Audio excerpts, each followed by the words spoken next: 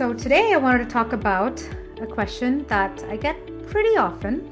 Should I pay my house off? There are always going to be two camps. Everyone views debt differently. Everyone has a different comfort level with debt. Am I better off just paying something off and increasing my cash flow and giving myself a cash flow buffer versus investing in something else? When inflation is significantly high and your interest rate is so low, you're actually printing money. Over time, the value of your house is going to be so much more, and the value of that loan, because that interest rate is fixed, you fixed it, it's capped.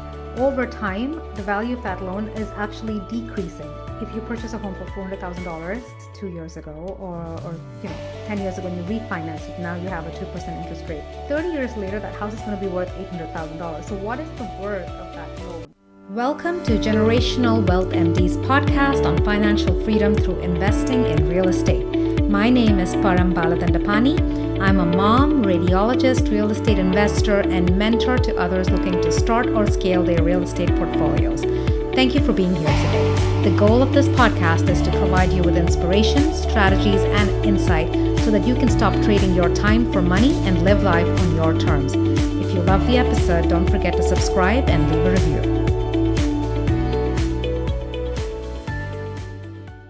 So today I wanted to talk about a question that I get pretty often. I recently got this question from one of my closest friends. They have a 15-year loan on their primary residence, and they were also part of the Creating Generational Freedom program, and they have a bunch of rentals that they are self-managing, and so they're doing great. They're on track for their goals. But a question I got from her recently was that her husband was intent on taking a big chunk of money that they put aside for investing in their next property and paying down their primary home loan. And this is a question that comes up quite a bit. Should I pay my house off? And it's a very controversial question because at the very essence, the question addresses debt, the way we look at debt, right? And there are always going to be two camps, and everyone views debt differently. Everyone has a different comfort level with debt. And so this is essentially for those of you who are thinking, I don't want debt, or I'm going to wait to be debt-free before I invest, or if you're even confused about it. And I want to be very honest and upfront.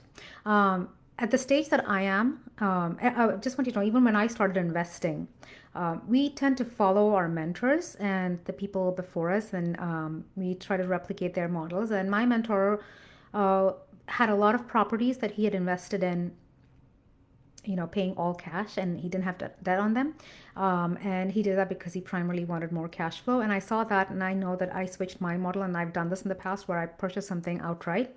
And even at this point, being financially free, when my goal is to live off of my rental portfolio, I've often had this urge to either pay off my primary residence, or whenever I have extra cash, right? I'm thinking, because especially since I always talk about recycling cash, where you're going ahead and using strategies and doing either rehabs or tax strategies, and you're using the same pool of money over and over again. When I find myself with a big enough chunk of money, I go through the same thing. Okay, am I better off just paying something off and increasing my cash flow and giving myself a cash flow buffer versus investing in something else, right? So I think all of us face this question. And I want to start off by talking about one end of the spectrum, right, which I will call the Dave Ramsey camp, where you're essentially anti-debt. And I want to start off by talking about Dave Ramsey's particular situation, the situation that he was in 2008. He had a bunch of properties with commercial loans on them. And the problem with commercial loans is that if you don't meet certain criteria, the lenders can repossess the home. And in a recession or in times of economic crisis, it's often possible for you to be in that situation, right? Where you aren't able to make your mortgage payments, where you aren't cash flow positive, you aren't hitting your DSCR requirements. And so that's why he found himself in a precarious position. Now, that being said, how does that apply to the homeowner who's considering what they should do with their primary residence? When you have a primary residence and you have owner-occupied financing, you typically have a 30-year fixed loan product, right? Hopefully that's what you have. And in the current environment, most of us have an interest rate that is close to 2%, right? 2%, that's what you have. And so if you actually look at it, what we have, that's a very different loan product to what 𝗵𝗵𝗎 had, right? Now, what we have and what we also have is currently a negative real interest rate environment.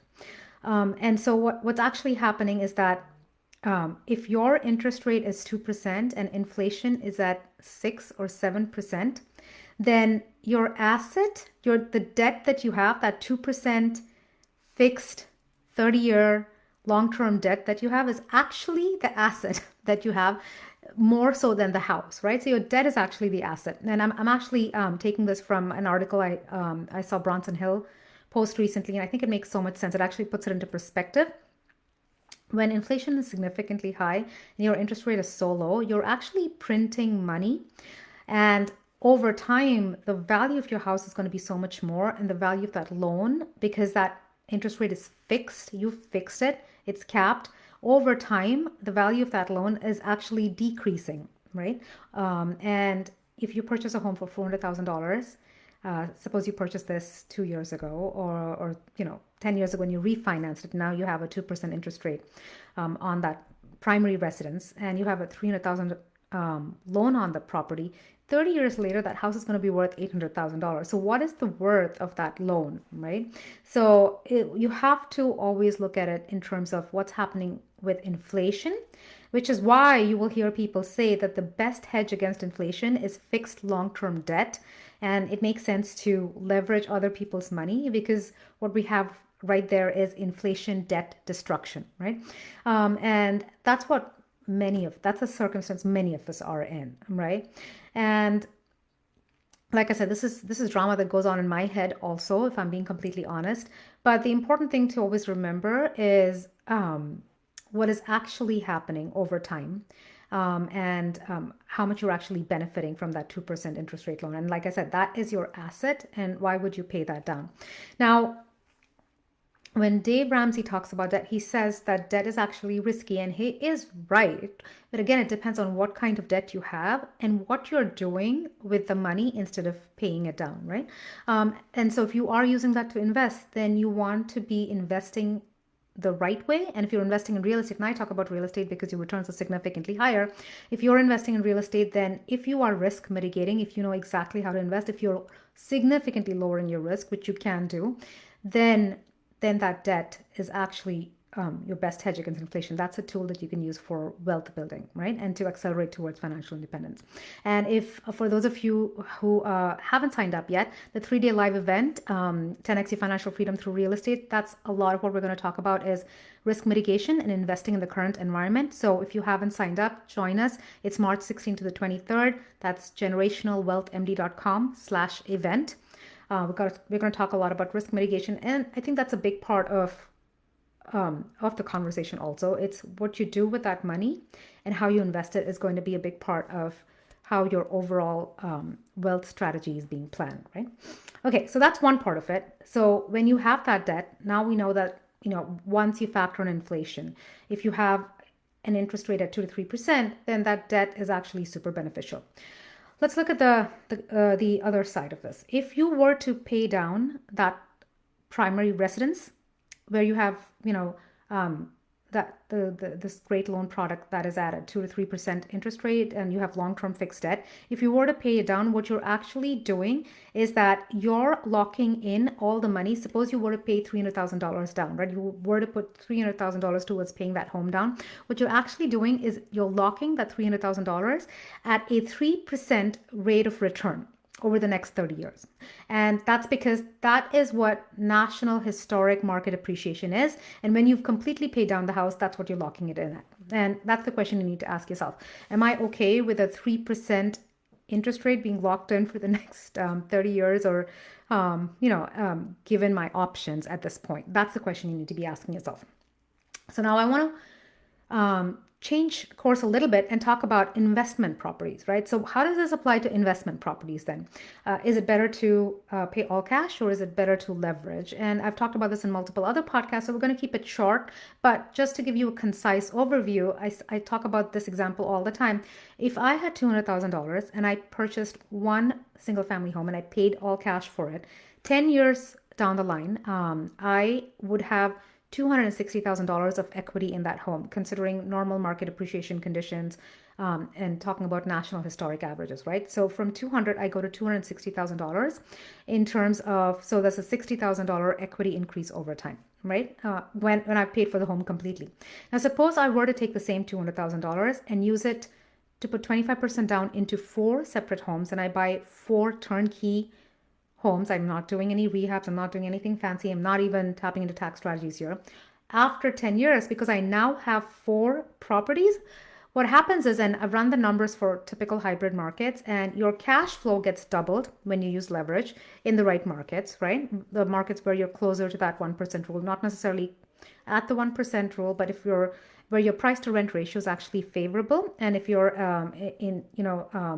you're purchasing those kind of properties. So if you were to buy 4 properties for $200,000 at the end of 10 years, your equity in those properties would be all the way up to $560,000. So you're taking the same $200,000, and at the end of 10 years, with 1 property, you're at $260 in equity. And if you had the 4 properties, you'd be at $560,000 in equity.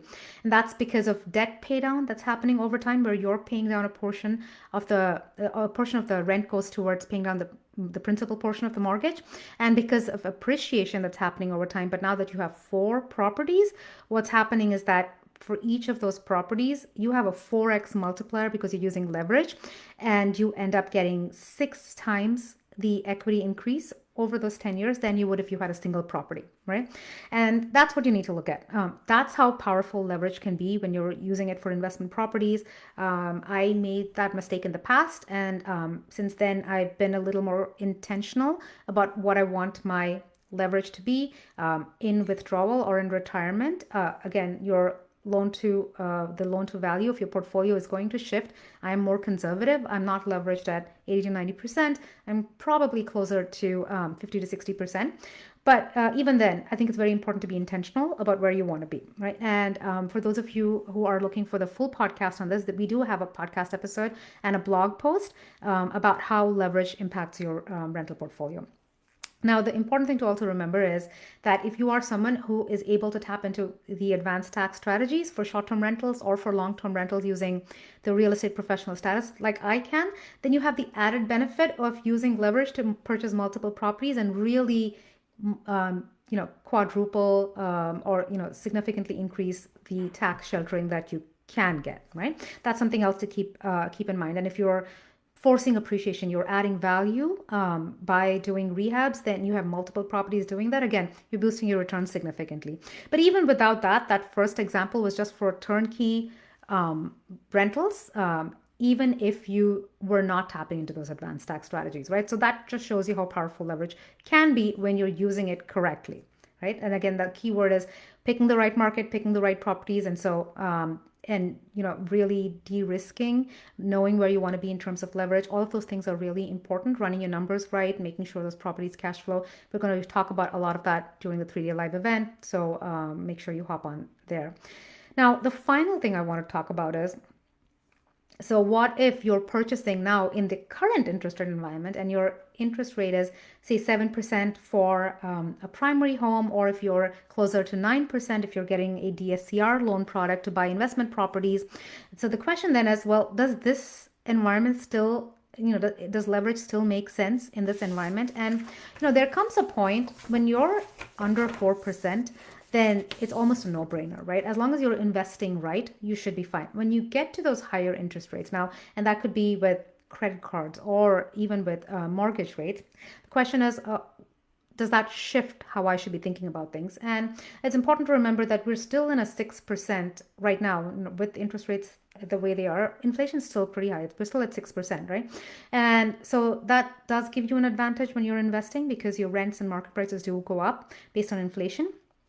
But I think the most important, the key takeaway over there in these scenarios is going to be, when you're in a high interest rate environment, the question you need to ask yourself is, what are you going to do with that money?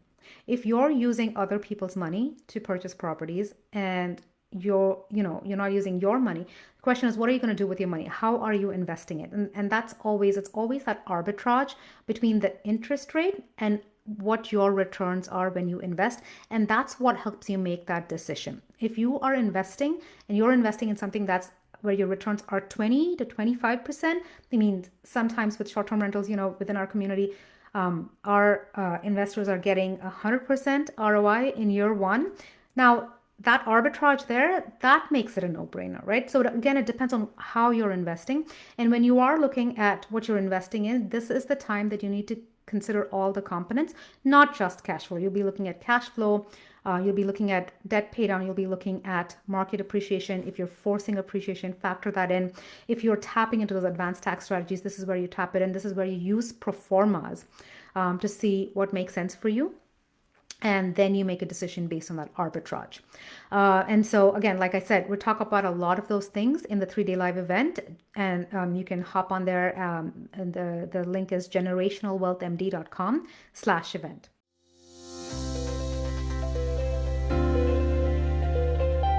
Hey there.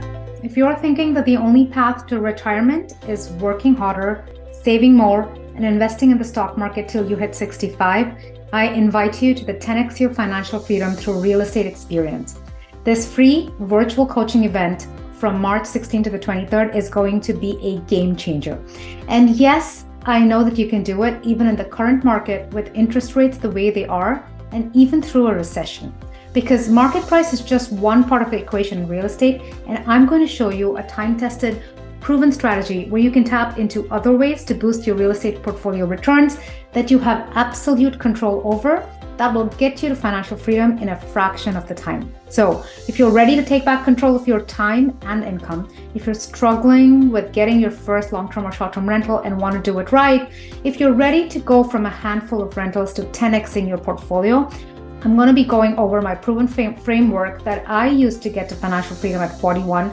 Plus, we will be figuring out your SMART goals and action plan, taking into account your risk appetite, goals, and resources. And we'll be figuring out the small next step and timeframes that you need to set to actually help you move the needle so you can accelerate to financial freedom while paying less in taxes and creating a recession-resilient portfolio.